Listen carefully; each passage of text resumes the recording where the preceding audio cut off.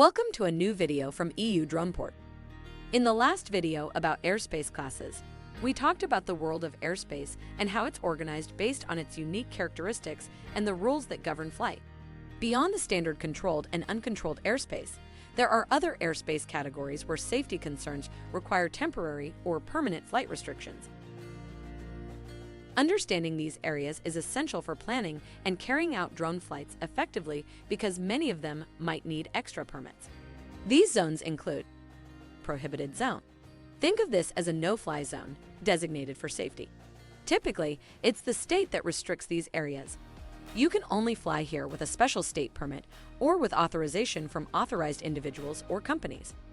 For example, areas around nuclear power plants are a clear case. Flying over them is prohibited due to safety concerns.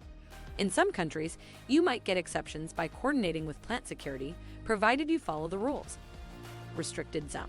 Restricted zones are specific airspace volumes with strict flying conditions. No aircraft should enter these areas without complying with the restrictions or having the relevant authorities' permission. These zones often hide unseen hazards, like military maneuvers or protected natural areas. To fly in these zones, you need to request permits and follow specific restrictions. Dangerous areas. As the name suggests, these are airspace volumes where potentially risky activities may happen at times. The main purpose is to warn airspace users about potential dangers. For instance, you might encounter areas for activities like parachute jumps or certain military exercises. Some dangerous areas require permits or operator notifications, while others simply need awareness of when and why hazards might be present.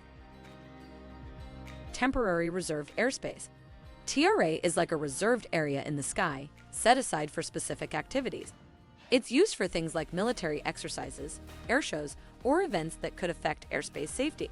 Sometimes, these areas are reserved to ensure no unauthorized aircraft are around during important ground events, like political rallies or national celebrations. If you're not part of the reserved group, you can fly here with permission from Air Traffic Control Act. Temporarily Segregated Airspace.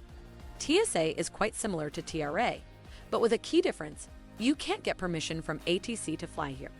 Only those involved in the specific aeronautical activity can use this space. It's temporarily set apart for their needs. In some countries, you can find maps showing drone zones and the associated restrictions.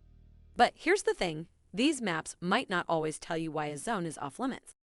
To get the scoop, you'd typically dive into what's known as the AIP, or Aeronautical Information Publication. If you're not familiar with what the AIP is, you can check out our AIP article. Inside the AIP, head over to section AIP ENR 5.1.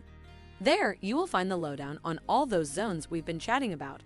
This includes how much space the zone covers, whether it starts at ground level or higher up, the reasons behind the airspace rules, when those rules apply, and who you need to chat with to request a permit.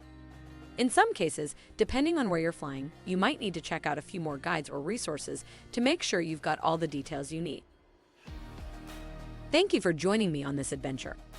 For more information regarding navigating restricted, prohibited, and dangerous airspaces with your drone, visit eudrumeport.com or click the link in the description.